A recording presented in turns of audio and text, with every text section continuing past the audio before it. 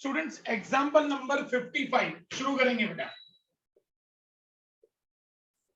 Students most important लिख देना बेटा एग्जाम्पल 55 के सामने। एग्जाम्पल नंबर 55 के सामने स्टूडेंट्स मोस्ट इंपॉर्टेंट लिख देना बेटा।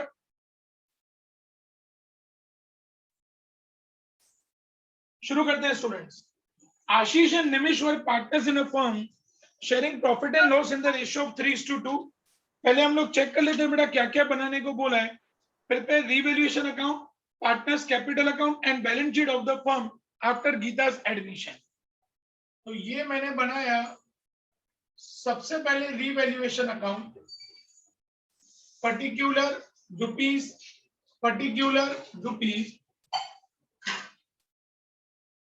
उसके बाद हम लोग यहां पे बनाएंगे बैलेंस शीट,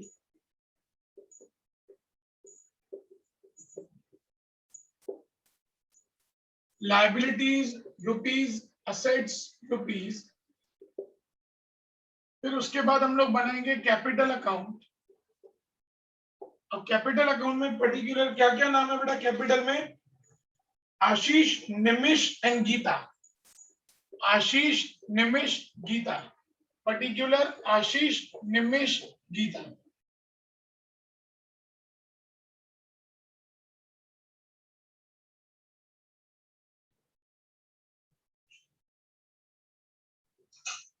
सर यस बेटा।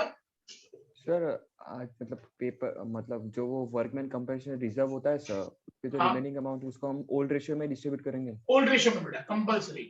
Okay sir.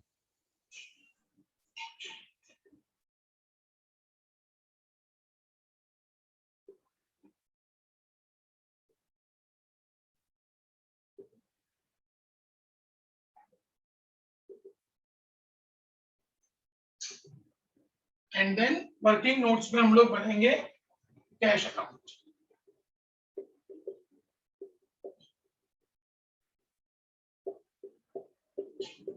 Particular rupees. Students बहुत इंपॉर्टेंट समय, क्योंकि इसमें कुछ ऐसी चीजें हैं जो मिसिंग है बेटा, और वो मिसिंग वाली चीजें हम लोगों को फाइंड आउट करनी पड़ेंगी। ठीक से करना स्टूडेंट्स।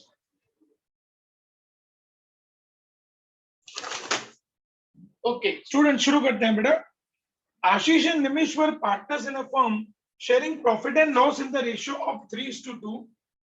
आशीष और निमिष, ओल्ड रेशियो है बच्चों 3:2। पूरा क्वेश्चन चेक करो बेटा, कहीं पे न्यू रेशियो है क्या स्टूडेंट्स? पूरा क्वेश्चन चेक करिए बच्चों, न्यू रेशियो है कहीं पे बेटा? No sir.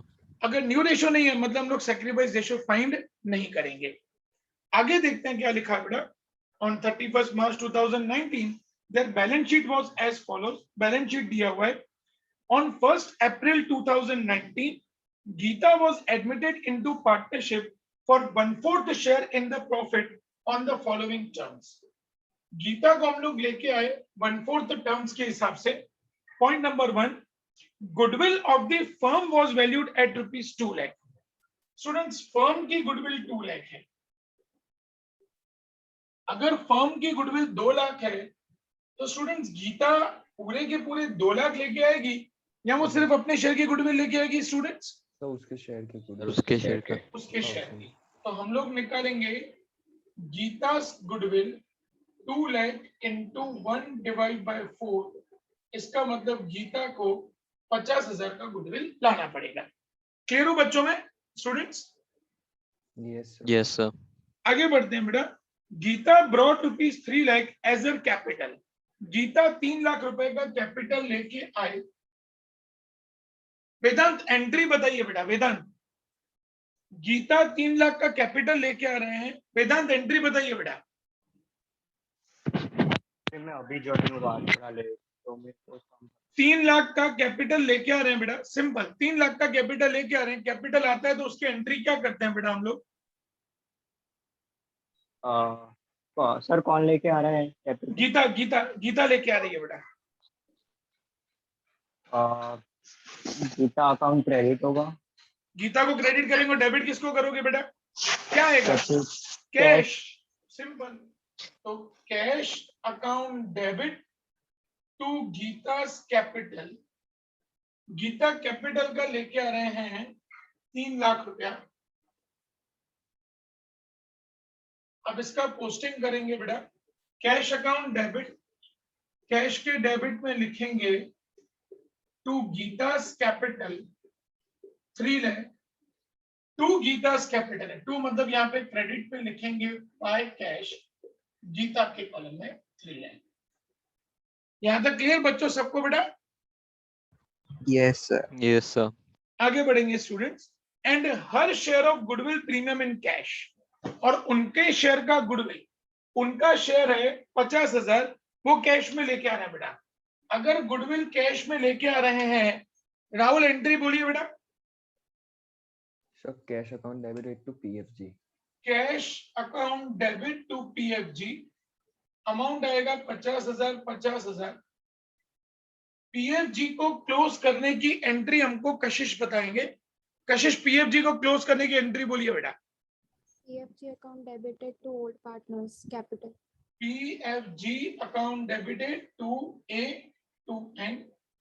PFG 50,000 है, उसको A और N में 3:2 में डिस्ट्रीब्यूट करेंगे बेटा, मतलब 30,000 and 20,000 पोस्टिंग करेंगे बेटा। कैश अकाउंट डेबिट है तो कैश के डेबिट में लिखेंगे टू PFG 50,000, PFG दोनों cancel, to A to N, to मतलब यहाँ पे क्रेडिट में बाय PFG, A में 30,000, N में 20,000। यहां तक क्लियर बेटा सबको स्टूडेंट्स? स्टूडेंट्स यहां तक Yes, क्लियर बेटा sir. सबको? Yes sir. आगे बढ़ते हैं बेटा। बेड डेट्स अमाउंटेड टू 2,000, 2,000 के बेड डेट्स हैं। मीन बेड डेट्स किसमें से माइनस करते हैं बेटा अपन? So bad debt reserves. नहीं, डेटर्स में से बेटा। Sorry, bed sir. डेट्स हमेशा किसमें से माइनस होते हैं? डेटर्स में। पीछे क्वेश्चन चेक करो स्टूडेंट्स, तो डेटर्स है हमारे 90,000, ये मैंने बैलेंस शीट के असेट में लिखा डेटर्स 90,000, माइनस करेंगे बेड डेट्स 2,000, बाकी बचेगा 88,000, और उसके ऊपर हमको create a provision for doubtful debts at 5% on debtors. Doubtful debts मतलब BDR 5% निकालना है। 88,000 का 5% निकालिए बच्चों।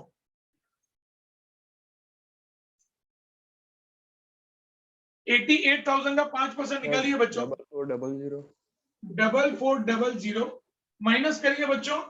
88 में से 4 गया 76, 75,600 शायद। प्लीज वेरीफाई करना बेटा एक बार, प्लीज वेरीफाई करना बच्चों एक बार।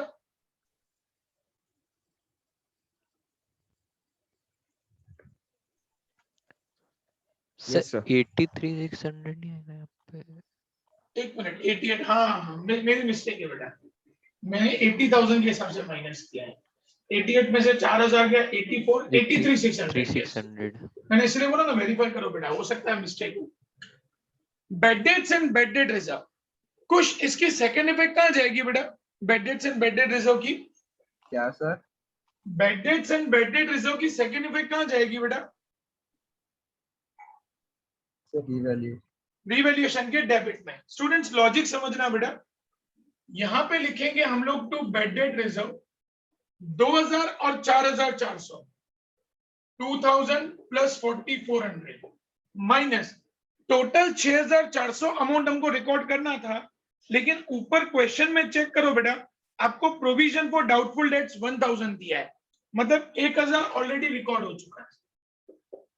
1,000 उसको माइनस करेंगे, 4 और 2 6,400 में से 1,000 गया 5,400। कंसेप्ट क्लियर बेटा? Yes, sir. Students Yes. 5,400 का कंसेप्ट क्लियर हुआ बेटा सबको? Yes, sir. Yes, sir. आगे बढ़ेंगे। Furniture was found under valued bye 65,400, furniture की वैल्यू 65,400 कम पाई गई है। देखें किसका दिमाग दौड़ता है। हेनिन, अगर फर्नीचर की वैल्यू 65,400 कम मिली है तो ये हमारे लिए प्रॉफिट हुआ कि लॉस हुआ? सोच समझ के बताना हेनिन। हेनिन एडजस्टमेंट कह रहा है furniture was found under valued bye 65,400। Furniture की वैल्यू हमने 65,400 कम लिखी है। प्रॉफिट। वेरी गुड, क्योंकि बेटा उसकी वैल्यू बढ़ेगी, वैल्यू बढ़ेगी मतलब अपना प्रॉफिट है, तो यहाँ पे क्रेडिट में आएगा bye furniture 65,400। Second effect assets में आपका क्वेश्चन में फर्नीचर है 2,20,000, उसमें 65,400 उसकी वैल्यू बढ़ी, 220 प्लस 65,400 मतलब 2,85,400। क्लियर हो स्टूडेंट्स में सब लोगों को बेटा? अंडर वैल्यूड मतलब तो लॉस नहीं होगा? नहीं, अंडर वैल्यूड मतलब हमने उसकी वैल्यू कम लिखी है, एक्चुअली वैल्यू ज्यादा है, हमने लिखी कम है। समझाया राहुल? मतलब आपकी गाड़ी की वैल्यू 3 लाख है, लेकिन आपने उसकी वैल्यू लिखी है 2.5 लाख रुपया, तो आपने 50,000 वैल्यू कम लिखी है ना बेटा एक्चुअली, यस सर। तो उसकी वैल्यू बढ़ेगी ना 50,000। हाँ वैल्यू बढ़ेगी मतलब ये प्रॉफिट है आपके लिए, इसीलिए रीवैल्यूएशन के क्रेडिट में जाएगा। Okay sir. Okay, next adjustment student. Yes बेटा, yes Gracy. Sir, can you explain that bad debt reserve वाला concept again? यस बेटा, बैड डेट्स अमाउंटेड टू 2,000, तो पहले डेटर्स है हमारे असेट में 90,000, माइनस किया बैड डेट्स 2,000 तो बचा 88,000। Create a provision for doubtful debts at 5% on debtors, इनके ऊपर 5% बैड डेट रिजर्व निकालना है, माइनस करके बाहर लिखा। बैड डेट्स और बैड डेट रिजर्व अपना लॉस होता है, इसीलिए रीवैल्यूएशन के डेबिट में जाएगा to bad debt reserve 2,000 plus 4,400, लेकिन ऊपर बैलेंस शीट में already provision for doubtful debts 1,000 दिया है बेटा, मतलब हम लोग 1,000 ऑलरेडी रिकॉर्ड कर चुके हैं, तो 2,000 प्लस 4,400 उसमें से 1,000 माइनस करके बाकी 5,400 बाहर लिखेंगे। ग्रेसी क्लियर बेटा? Yes, sir. Next adjustment students, stock was taken over by Nimish for rupees 1,30,000। Stock निमिष लेके जा रहे हैं 1,30,000 पे। ग्रेसी निमिष लेके जा रहे हैं स्टॉक को 1,30,000 पे, कहां शो करोगे बेटा? सोच समझ के बताना मुझे। It's loss, so in revaluation debit side. नहीं बेटा, पहले निमिष लेके जा रहे हैं तो पहले उसका इफेक्ट लिखेंगे। कहां लिखेंगे ग्रेसी बताइए बेटा?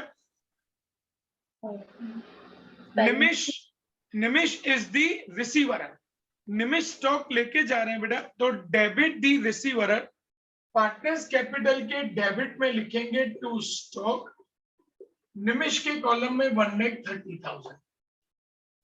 स्टूडेंट्स अगर मैं ऊपर चेक करूं बेटा, तो ऊपर स्टॉक की वैल्यू है 140, निमिष लेके जा रहा है 130, ग्रेसी 140 का स्टॉक निमिष 130 में लेके गया बेटा, तो ये क्या हुआ बेटा? प्रॉफिट के लॉस?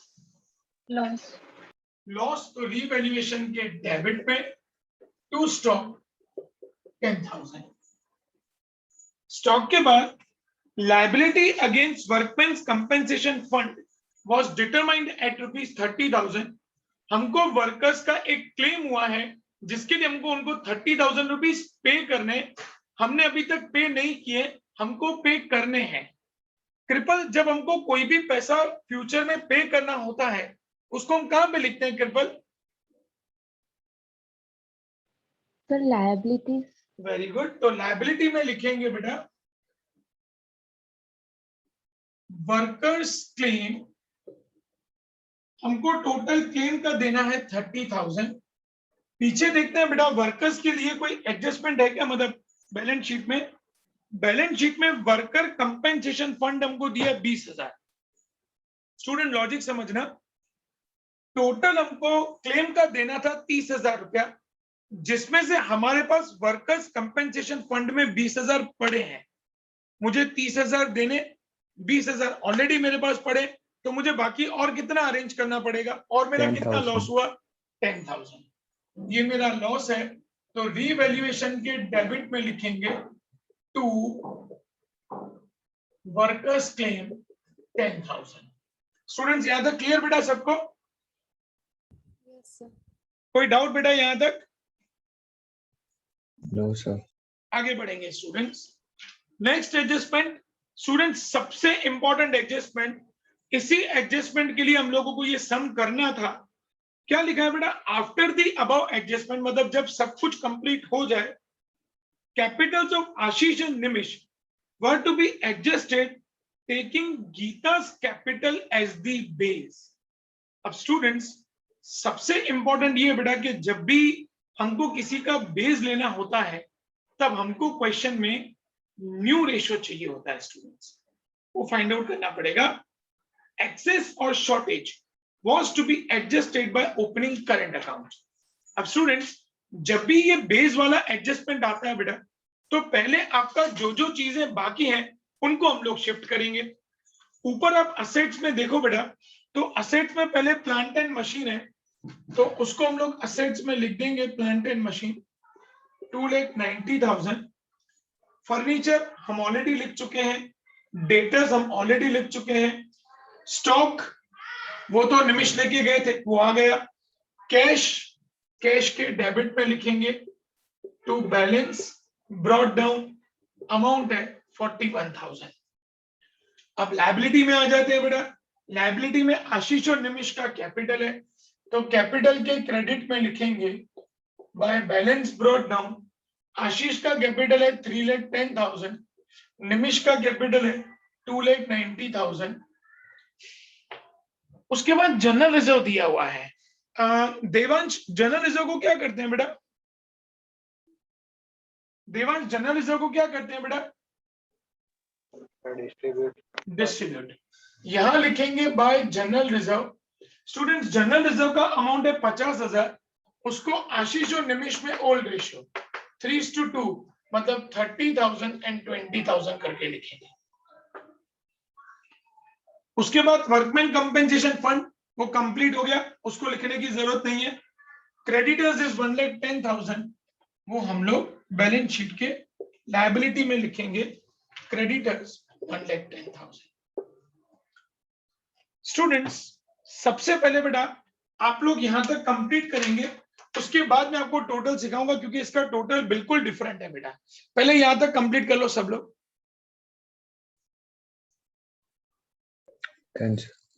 कैलकुलेशन भी शो कर देना बेटा। Done sir.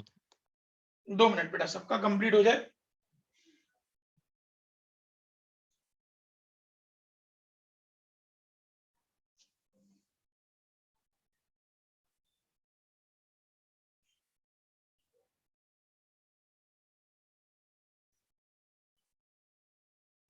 Done sir.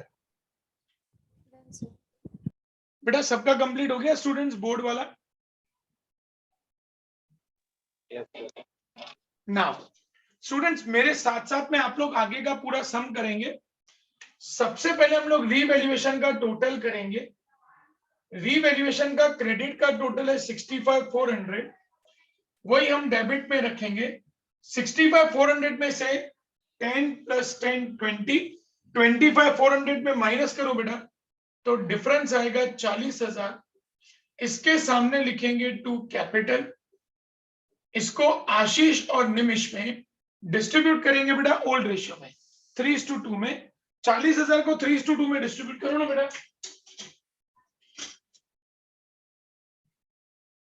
40,000 को 3:2 में डिस्ट्रीब्यूट करो बेटा। Sir 24,000 and 16,000। 24,000 and 16,000। यहां पे डेबिट है स्टूडेंट्स, तो यहां पे क्रेडिट में आएगा बाय रीवैल्यूएशन 24,000 and 16,000। यहां तक क्लियर बच्चों सबको बेटा? Yes, sir. Revaluation account is done. Now the most important is students capital account. हमारी लास्ट एडजस्टमेंट के हिसाब से after the above adjustment capital of Ashish and Nimish were to be adjusted taking गीता's capital as the base. Students जब भी हमको किसी का बेस लेना हो ना बेटा, उसके लिए हमको न्यू रेशो चाहिए। कोई मुझे आइडिया दे सकता है बेटा मैं यहाँ पे न्यू रेशो कैसे फाइंड आउट करूं? देखूं किसको याद है शॉर्ट सम्स। न्यू रेशो मुझे कैसे मिल सकता है बच्चों? सर वो 1/4 Sir, को remaining. यस रिमेनिंग स्टूडेंट्स, मैंने आपको बताया हुआ है बेटा कि जब क्वेश्चन में सैक्रिफाइस रेशियो नहीं हो बेटा तो हम लोग रिमेनिंग रेशियो से जाएंगे। रिमेनिंग रेशियो कैसे मिलेगा? 1 रुपीज सपोज फर्म का प्रॉफिट, उसमें से 1/4 हम लोग गीता को दे रहे हैं। 4 1 जा 4 - 1, 3/4।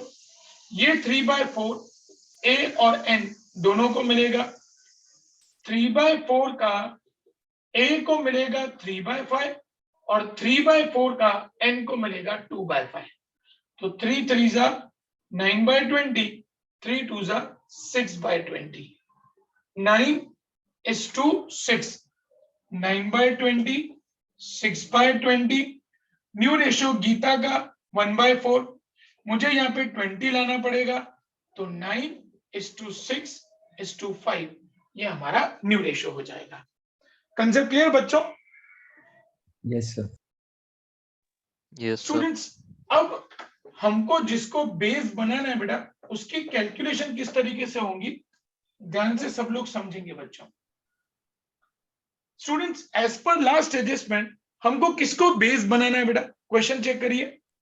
तो गीता को, दस कैपिटल। गीता को बेस बनाना है। जिसको भी बेस बनाना है ना बेटा, हम सबसे पहले उनका क्लोजिंग कैपिटल निकालेंगे। गीता का क्रेडिट का टोटल 3 लाख, वही 3 लाख में यहां पे रख रहा हूं। टू बैलेंस क्रेडिट फॉरवर्ड, ये मैंने गीता में लिख दिए 3 लाख। बेटा यहां तक क्लियर सबको बच्चों? Yes sir. अब स्टूडेंट्स गीता, यस बेटा, तो आपने क्या कहा था, जिसको बेस बनाना है उसको? उसका पहले क्लोजिंग कैपिटल निकालेंगे। क्लोजिंग कैपिटल मतलब गीता का क्रेडिट का टोटल किया, वही डेबिट में रखा, डिफरेंस निकाल के 3 लाख आया। क्लियर बेटा? Yes sir. अब गीता को बेस में रख के ए और एन का कैपिटल निकालना है। कैसे? ध्यान से समझना। गीता का रेशो 5 है, 5 के रेशो पे गीता का कैपिटल अगर 3 लाख है, तो 9 के रेशो पे ए का कैपिटल कितना होगा? निकालिए स्टूडेंट्स।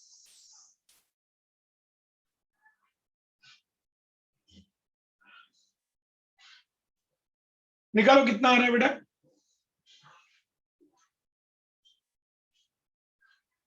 27 divided by 5.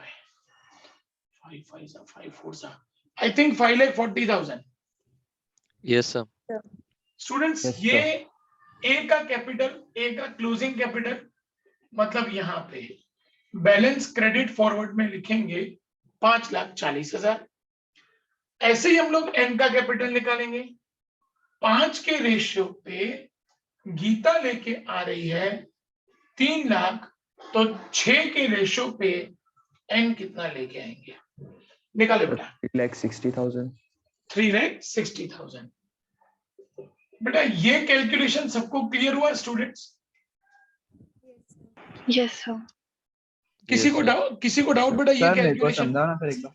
देखो बेटा, हमको ना गीता के कैपिटल को बेस लेने के लिए बोला है, तो मैंने सबसे पहले क्या किया बेटा, गीता का क्रेडिट का टोटल किया, वही मैंने डेबिट पे रखा, तो उनका बैलेंस क्रेडिट फॉरवर्ड गीता का आ गया 3 लाख। अब गीता के बेस पे मुझे बाकी दोनों का कैपिटल निकालना है। 5 के रेशो पे गीता का कैपिटल अगर 3 लाख है, तो 9 के रेशो पे ए का कैपिटल कितना? 5,40,000। सेम वे 5 के रेशो पे गीता का कैपिटल है 3 लाख, तो 6 के रेशो पे एन का कैपिटल कितना? 3,60,000। ओके बेटा, clear? Yes, sir. Yes yes sir. अब क्या करेंगे स्टूडेंट्स? हाँ बोलो बेटा राहुल। सर मैंने कहा यस सर। ओके स्टूडेंट्स, अब क्या करना है बेटा, हमको उन्होंने क्या बोला है कि जो भी डिफरेंस अमाउंट आएगा, एक्सेस और shortage, was to be adjusted by opening current account. अगर कोई भी डिफरेंस आता है तो वो हम लोग करंट अकाउंट में लेके जाएंगे। अब बेटा अगर आप लोग ए में देखो, तो ए में डेबिट का टोटल ज्यादा है 5,40,000, वही 5,40,000 में रखूंगा क्रेडिट में। देखते हैं बेटा डिफरेंस कितना आ रहा है, वहां पे लिखेंगे बाय करंट अकाउंट। 5,40,000 में से 3 10 प्लस 60 मतलब 370, 394 मतलब 6,000 बचा, मतलब 1,44,000 का डिफरेंस आया बच्चों।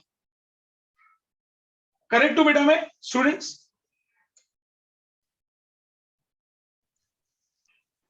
Yes. करेक्ट है Yes, बेटा? sir. Yes, yes, sir. Same way अगर आप एन का देखो बेटा तो एन का डेबिट का टोटल ज्यादा है, एन का डेबिट का टोटल करेंगे 3 और 1 4 4,90,000, वही 4,90,000 रखेंगे यहाँ पे। अब 4,90,000 का डिफरेंस निकालेंगे बेटा, 290 प्लस 40 मतलब 330, 330 प्लस 16 344, 490 में से 344 माइनस करें तो 6,000 मतलब 350 और 140, आई थिंक 144, इसका भी सेम आ रहा है बेटा 144। प्लीज वेरीफाई करना बच्चों।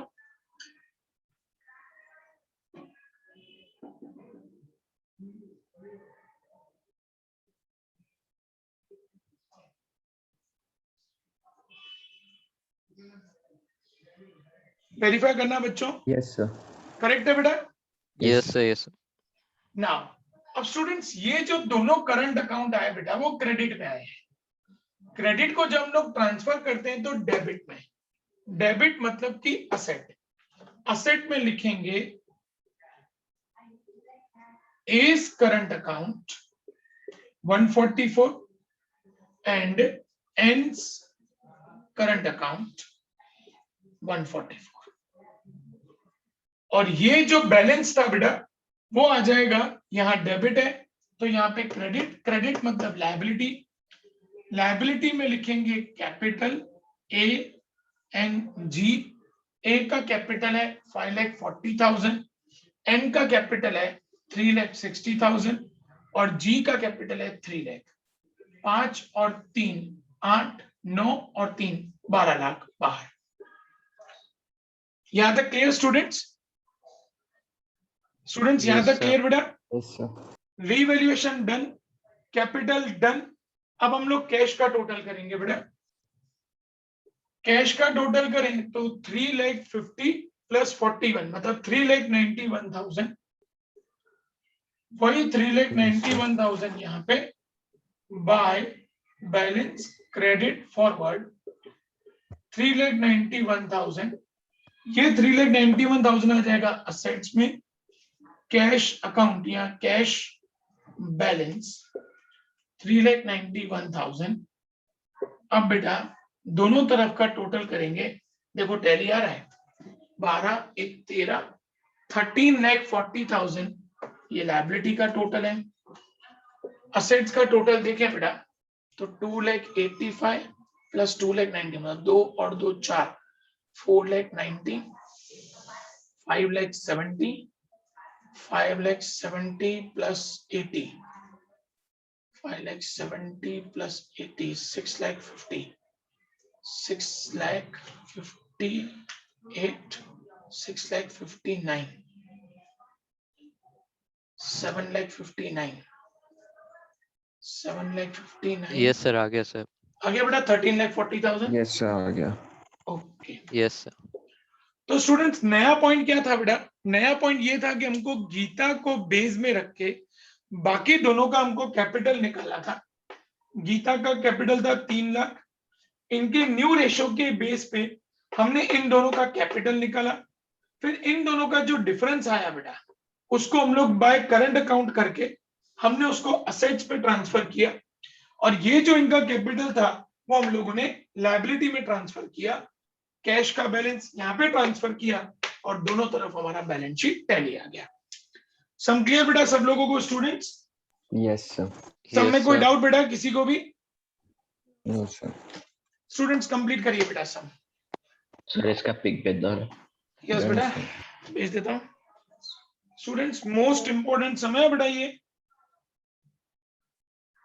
रिपीटेडली बोर्ड में पूछा हुआ सम। Sir, यस बेटा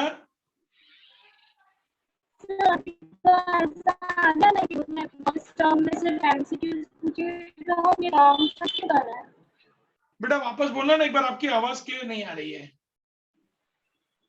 सर अभी तो बोर्ड से रूल ये चेंज होगा पैटर्न, तो टर्म 1 में सिर्फ एमसीक्यूज आएंगे, तो लॉन्ग टर्म्स क्यों कर रहे हैं? देखो बेटा, अभी ना उन्होंने क्या बोला है कि टर्म 1 में हम लोग सिर्फ एमसीक्यू लेंगे, लेकिन टर्म 2 जो होगा ना बेटा, वो टर्म 2 सब्जेक्टिव होगा। अब टर्म 2 के सब्जेक्टिव के लिए उन्होंने ये चीज बोली है कि हम लोग रिमेनिंग 50% सिलेबस लेंगे, लेकिन उसके लिए कोई क्लैरिफिकेशन नहीं है कि सिलेबस टर्म 1 में क्या होगा और टर्म 2 में सिलेबस क्या होगा, उसका अभी भी कोई क्लैरिफिकेशन नहीं है बेटा। तो इसीलिए हम लोगों को लॉन्ग सम्स तो करने ही पड़ेंगे बेटा, ठीक है एनएल?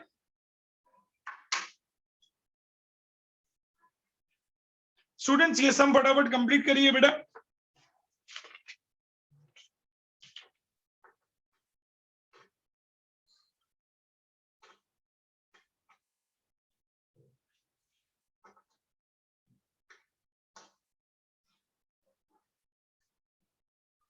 सर यस बेटा।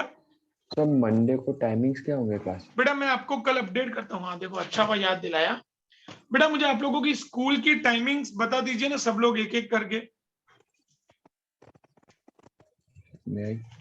हाँ राहुल बोलो ना बेटा, आपकी स्कूल का टाइम। सर वेडनेसडे और फ्राइडेज को 1 बजे तक होता है। ओके। और बाकी 12 बजे तक। अच्छा, 1 बजे के बाद किसी का स्कूल होता है बेटा आफ्टर 1? कोई Yes, ऐसा? sir. 1:30 तक हमारा होता है। अच्छा आप लोगों का? हमारा भी सर 1:30 होता है। अच्छा आप लोगों का 1:30 तक रहता है। आद्या आपका कितने बजे तक रहता है बेटा? 1:40। ओके, मतलब मुझे अगर लेक्चर रखना भी हो ऑफलाइन में तो मैं 2:30 के बाद ही रख सकता हूँ आप लोगों का। ठीक है।